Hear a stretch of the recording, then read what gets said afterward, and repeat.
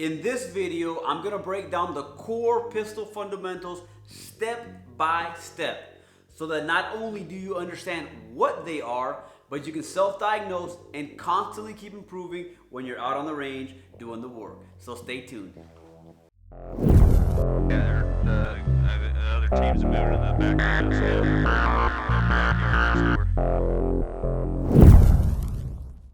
All right, so let's talk about the 5 pistol fundamentals. We got stance, grip and presentation, sight alignment, trigger press, and follow through, right? So those 5 fundamentals are what's gonna get you nice and efficient at your pistol skills.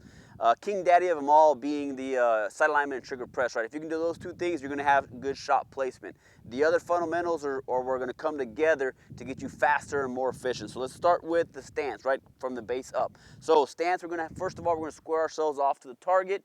That's gonna be our most efficient way to do it because biomechanically more efficient when I'm squared off to the target. A lot of people think it's because your body armor's up front, and if you were to take a hit, it's gonna hit your body armor. Actually, that's not 100% accurate. That's a byproduct of good biomechanical efficiency, right? I would never walk into a room tactically sideways, or as soon as I start canting, it starts messing with my grip. So we'll talk about that a little bit. So what I'm gonna do is I'm gonna get in a good athletic stance. What does that look like, right? To me, it's gonna be my feet are gonna be slightly more than shorter width apart, and my dominant side leg slightly kicked back. That's gonna be it right there. My knees slightly bent, and I'm gonna lean forward so that all the weight is on my toes, almost if I was to tip over, right?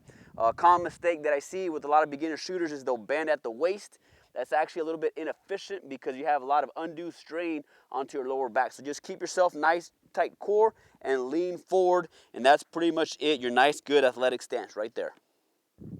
All right, now let's talk about grip and presentation. I'm gonna combine those into one because it kind of goes in hand, right? So I'm not gonna really talk about the draw because the draw can come from a side holster, it can come from an appendix, it can come from a table. It doesn't really matter where the pistol comes from, but the grip starts the second your hand touches the gun, right?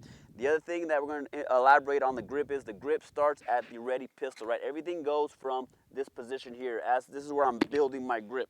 It's very important that you recognize this. I'll give you an example. If I were to give you a jar that's very hard to open, right? Would you open that jar way out here or way down here or way here? No, right? You would grab that jar right here nice and tight, and you would click that open right here. So same thing with the grip. This is where the grip happens. This is where the magic of establishing a nice tight grip will come from, that ready pistol position. So in order to have a good grip, there's 3 things that come into factor. Number 1 is going to be leverage. Number 2 is going to be friction, and number 3 is going to be pressure, right? Those 3 things combined are going to be effective grip, right? So number 1, leverage. So as I'm grabbing my pistol, I'm going to grab my pistol as high as possible, right? That all goes into play the second I touch my gun, right? So what I want to do is I want to ensure that I grab this gun as high as possible onto the tang, right? I want the web to be as high as possible as I can there, right? So I'll give you an example of that. If I were to grab a sledgehammer by the bottom, right?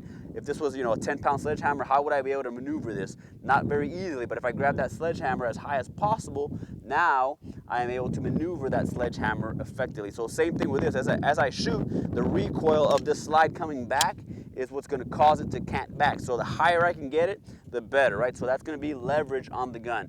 Number 2 is going to be friction, right? I want to put as much of my hand surfaces onto this gun, right? So if we're talking about this here, there's a nice little opening that's going to be left when I have a nice high grip. I'm going to grab my non-dominant hand and I'm going to act like I'm pointing, and I'm going to fill that spot right there. Fill the spot with a thumb forward grip. Common mistake that I see with new shooters is they'll have this full grip on here and they'll try to cover up a thumb forward on top of that thumb. What happens with there is look at all the space that is now left in between the gun. So that's a no-no, right? I want to get as much friction as I can onto this gun by placing as much as my hand surface on that, right? So last one is pressure. We talked about pressure, so we're talking about from ready pistol. I am establishing a nice tight grip. I'm coming out and I am clamping everything into a nice tight pressure, just like that, right? So if I were to do it without the pistol, everything comes from here, and imagine that I am now C-clamping everything down, right? Kind of like a nutcracker or like a clamshell. All that pressure is now going into the gun to make it effective, right? So those are the 3 things that have to do with the grip. So it's leverage, friction, and pressure, right? Once you get that, presentation comes natural, right? So as I'm presenting the gun, I'm gonna go almost to full extension and then slightly in, right? I don't wanna be all the way out because now I'm not gonna be able to manage that recoil effectively, or if I'm moving, I'm gonna be very choppy, right? So it's gonna be all the way up to natural extension and then slightly back, right? With repetition, that's gonna come natural, right? The more you do it, you're just gonna stop at the right spot every single time, right? So it's gonna be slightly there. A couple of ways to kind of figure that out. You can go all the way out and come back, or you can kind of bend at the waist, let the hands hang, and then where you come up, that's gonna be your natural point of aim, right? So that's kind of what goes into the grip and the presentation. All right, perfect. So let's talk about sight alignment. This is probably the easiest of the fundamentals to explain. It's simply aligning your front sight post with your rear sight post equal and level with the top, right? And then placing that on top of your target. If you're running a red dot, simply putting your dot on top of the target. So super easy. Everybody kind of understands the fundamentals on that. A couple of things to consider with sight alignment. It all depends on the shot difficulty, distance, and level of accuracy required, right? So up close and personal at 2 yards, I can pretty much just pull my gun out, and this is sight alignment for me right there at this point, and I know I'm going to have an effective shot on target.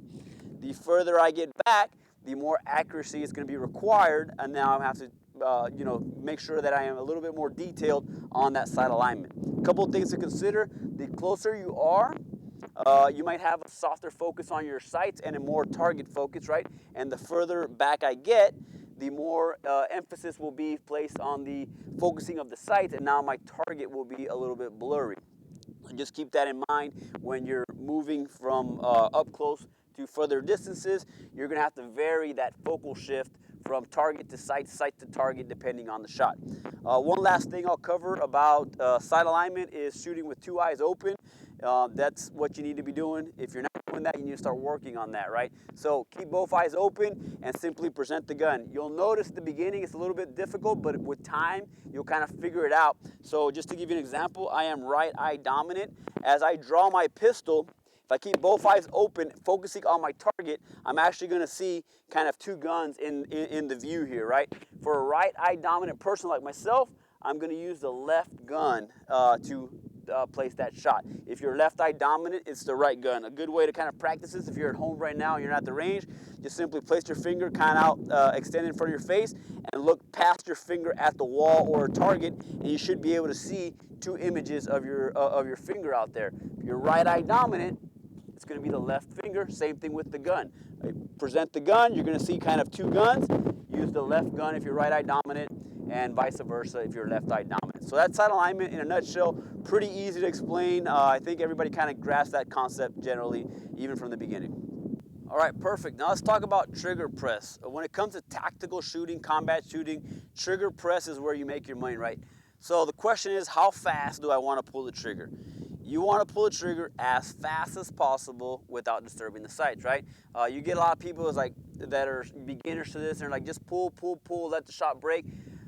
That's good at the beginning, but you need to progress past that rather quickly, and you need to be able to pull that trigger as fast as possible if you want to, place a couple shots here and transition to another target, right? So let's talk about trigger press. I want to ensure that I pull that trigger straight to the rear, right? We'll talk about some stuff that can happen here, and first of all, we want to talk about the joints, right? So the first joint, no big deal, that's good. Second joint, we're good. As soon as we start involving the knuckle into the trigger pull, that's the party pooper right there. Bad things happen. You start pulling the gun to either side, so you got to make sure that you isolate the trigger finger in only the first 2 joints, right?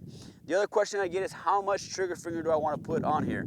You need to put as much of the finger as you need to be effective, but generally speaking, it's going to be between the first joint and the first, or the middle of the first digit and the first joint, right around that area there. Gun size, finger size, a lot of variables that come into play with that, but as long as you can pull that trigger straight to the rear, you're going to be effective, right? So it's talking about the trigger pull, right? So you're going to do this nice slow trigger pull and let it go. That's fine, like I said, for bullseye shooting. But for tactical application, as soon as you get that threat, you need to just pull that trigger straight to the rear. I'm going to do a quick demo, and I'm going to shoot 2 shots. I'm going to shoot the first shot nice and slow, and you'll see where it's at, and I'm going to do the second shot as fast as possible as soon as I hear the buzzer, and we're going to see the shot placement. You'll notice that even though I'm pulling the trigger super fast, as fast as I can to the rear, my shot placement is still going to be there. So let's go to a quick demo on that. Here you go. First shot, nice and slow. Slow, slow. Nice slow, 115. All right, let's go a little bit faster now. Here we go.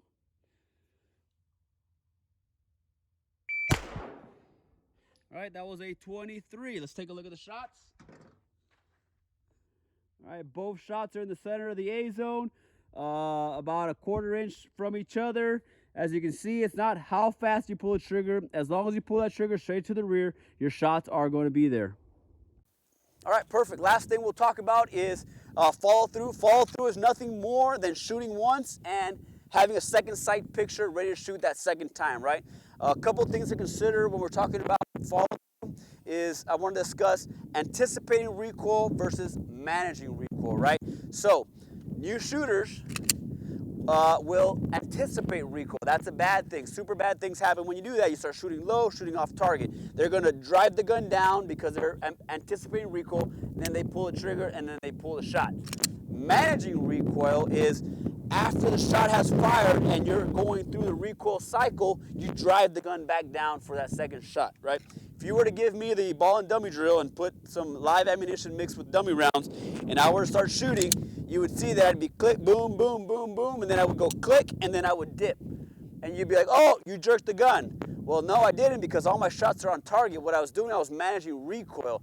After I pulled the trigger, I was driving the gun back down. Obviously, the recoil never happened because I had a dummy round, so that's why it seemed like I was jerking the gun. So just make sure that you guys understand the difference between anticipating recoil and managing recoil.